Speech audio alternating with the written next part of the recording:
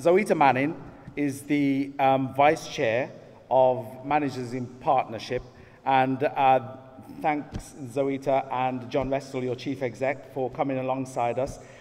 You've sponsored what we've been doing over the last couple of days. I believe that you're the first African Caribbean woman to have risen to the position of Vice Chair in MIP, probably the first black woman. Anybody. Yeah, so we have a real pioneer here. So, Zoe, well done. My name's ZOETA Manning. I'm the Vice Chair of Managers in Partnership. Unfortunately, John Westall, the Chief Executive, couldn't be here today, but he has been supporting the network and the Tutor Foundation at the events we've held the last couple of days. Now, Managers in Partnership, for those of you that don't know, is a union for senior healthcare managers. And obviously I feel very privileged and to be associated with the network and support it, and with sponsorship and other events that it needs. We have the same aim, which is essentially to eliminate discrimination in the NHS, which obviously is very important. And it's no secret, as we've heard from the previous speakers, that managers, BME managers are underrepresented in the NHS. No, it's not just about putting black managers in leadership positions. We need, obviously, good leaders to reflect the population that we actually serve. But it's proven that by having a diverse leadership, it actually improves patient satisfaction, staff satisfaction, and health outcomes. So it's about looking at the bigger picture. So we obviously want to work with the network to try and basically make that aim a reality for the future. Now, sort of quick I want to say, I know you're going to ask the questions, but we are recruiting managers today, and I couldn't lose the opportunity. So I've actually recruited one manager already, so at the end, if you want to come and see me, I've got a little stall at the back, and come and speak to me about becoming a member. JAGTAR, you were one of the first fire chiefs in the country, I believe, of minority background. Okay, so tell us about you and your reflections. Okay, I'm going to be as short as I possibly can. Yes, I was the first Chief Fire Officer in the Fire and Rescue Service. I was the first Asian firefighter in the fire service. So wherever I went to, there was no it was easy for me to be the first. So to get to the first Chief Fire Officer, that was a bit difficult because last season was there. The story I want to tell you is about this hospital. Over the last month, over the last year and a half, I've been visiting this hospital on a regular basis because my father was really ill. And he was so ill that I had to visit the consultants as well, and the consultant wanted to refer him to another hospital. But this consultant was so good, listened to him, took time, didn't rush him through, that we said no. We want you to care for him. And his mind was set at ease at that interview. Weeks later, he was called into this hospital, and the care he received from the nurses was absolutely fantastic.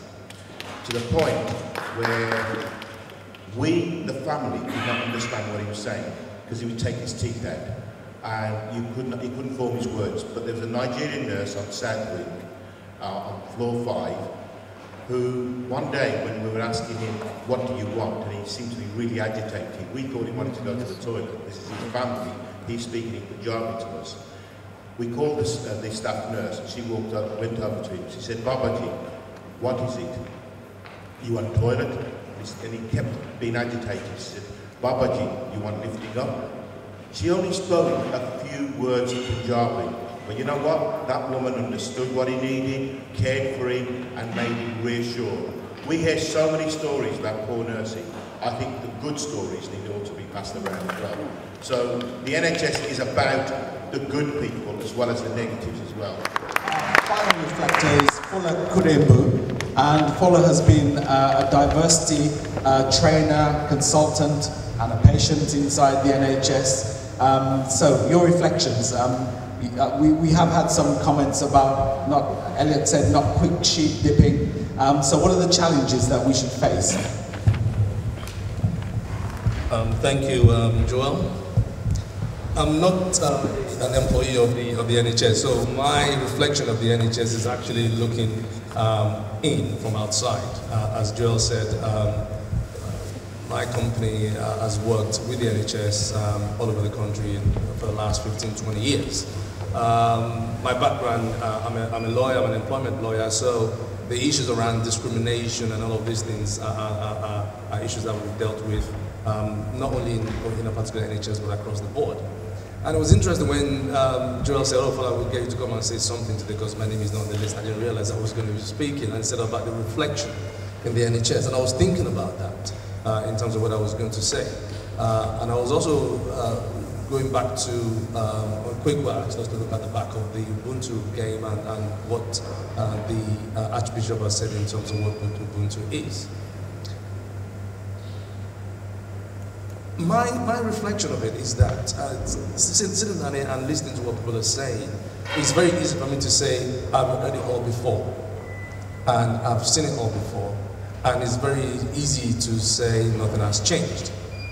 Because actually, if you're having the same conversations that we had 20 years ago, and we're still having the same conversations this year, actually, things haven't changed, or we haven't made any progress.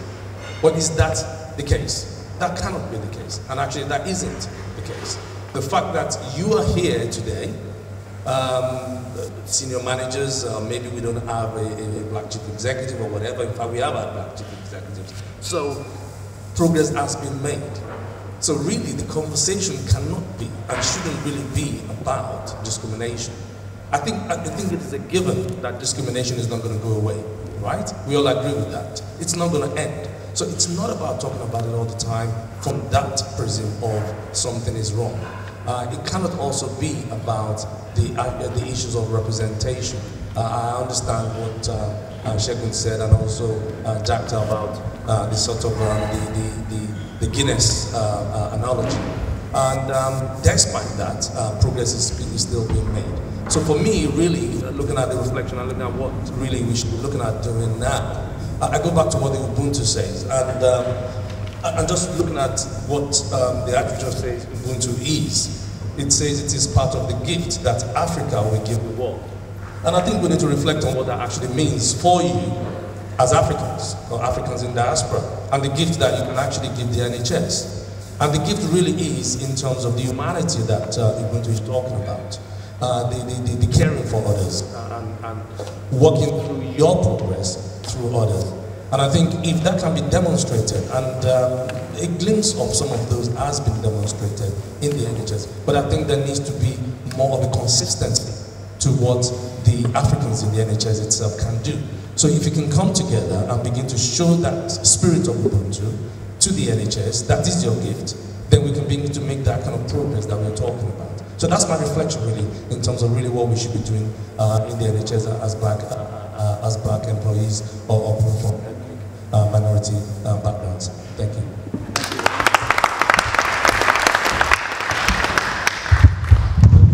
Okay, thanks. Thanks, panel. So it's your time really to say anything that you'd like to any of these individuals, or if you'd just like to make a general comment to all of them, I'll select who it is that particular comment should go to. We have a roving mic, so if I can see some hands, I'll take some questions, comments, reflections.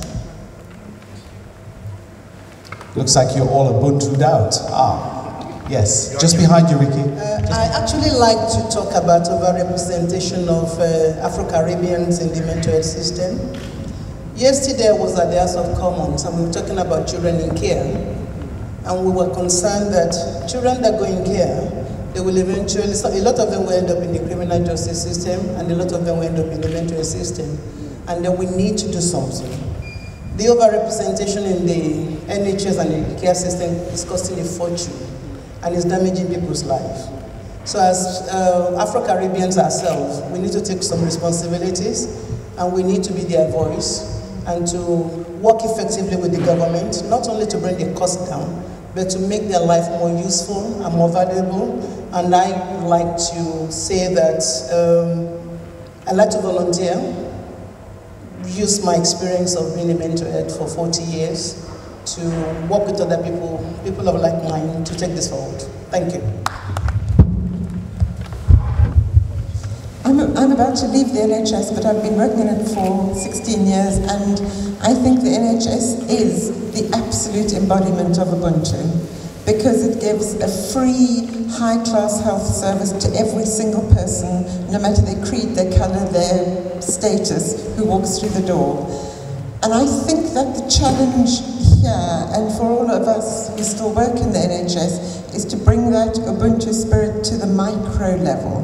Because as a macro organisation, it really does it. But as a micro, in between people, smiling at every person you see, I think that's what this kind of organisation and initiative can really bring.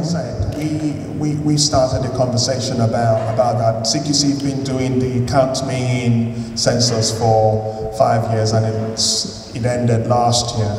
And one of the things we're now challenging ourselves about is how we don't just report the figures, but actually within our statutory responsibility, look at how we can improve that. And I welcome Yemise's offer to volunteer to help with that. So, as I said, as part of Black History Month this year, we started a debate about what can we do, and we've collected a lot of information. What I'm going to do as the chair of the Race Equality Network is to write a paper to the board of CQC about what we could do and other partners within the field that we can work with to make a change. I believe with you that we are part of that change. We cannot look to other people to begin to bring solution. We have to initiate something and then seek for people to come and join us in doing that. My name's Maria Hamer. I used to be a teacher for many years in Southall, and now I'm a peer support worker. I went through the mental health services. Very much to do with what happened to you. I was ostracised as well. You probably served slightly better than I did. However, what I do want to say to you, very much around what you've just said, is I'm a peer trainer as well, and Recovery Hub just here is putting on 50 courses, and I'm developing and putting on 3 courses to do with BME. It's an introduction to BME that's just been, but the 2 courses that I'm really passionate about is BME in women and BME inequalities, recovery and mental health. And you know, God is amazing. At the AGM, a woman stood up, Afro-Caribbean woman, so distressed about her life and what was going on, in front of Steve Shrub and the whole board. They were sitting on the front row, this is the Watermans. And Steve said, I totally accept what's happening. And I was able to stick my hand up and say, listen, I've got a course you need to come to. And I said, out of those 2 courses, we want to set up a women's group, and we also want to put proposals forward for change. And Steve Shrub, in front of all of us and the board, said, I want to hear about this. So for me, it's a golden opportunity to change West London Mental Health Trust. Now I'm also networking with all the peer supports throughout the country. I'm about to go to Cardiff, I'm going up to Nottingham, and I'm hoping to go to Arizona where all this stuff started. So as far as this global change, I think part of that starts with us being strategic together. I was involved with Unity and all the stuff that happened in the 80s, and I have been out of black politics for a long time. And I've come back today and I just feel so great. I was a teacher, and there's my mentor, Claire Sobers, when I came here in 1986. That woman is great. You had a guru there, but this woman is our guru. That woman is an amazing woman. She's part of why I am the way I am today and why I survived the stuff that happened to me. And to be here today and see you all, Sat Sri Akal Hanji, Sat Sri Akal, please, let's work together to change. There's a possibility going on today. There's a reason why this woman's here. And think why I'm doing that course. Send your staff, send your ideas to that course, send your ideas to me, and I'll make sure it's incorporated and fed back to Steve Shrub. One of the previous speakers talked about the organisation being great on a macro level, but we need to look after ourselves and tidy up things on a micro level. And I thought you might want to say something in response to that. Do you want to come around? I think everything that's been mentioned about us trying to do something for ourselves, there's no doubt about it. My family forced me to make sure that I got educated, I was as good as everybody else, and all the things that ambitious people try to do and instill in their family, that you cannot expect others to help you. You've got to help yourself. And therefore, I strongly believe that the BME network, the people it's bringing together, we have to be able to deal with the political agenda and the people at executive level. You can't send in band fives to speak to chief executives when you need to influence what's going on. We have to help ourselves, and you have to amass the right caliber of people and the people who are politically astute to deal with this. This is not about the emotion and the difficulties that we all face. It's about strategically planning how we deal with things at the political level.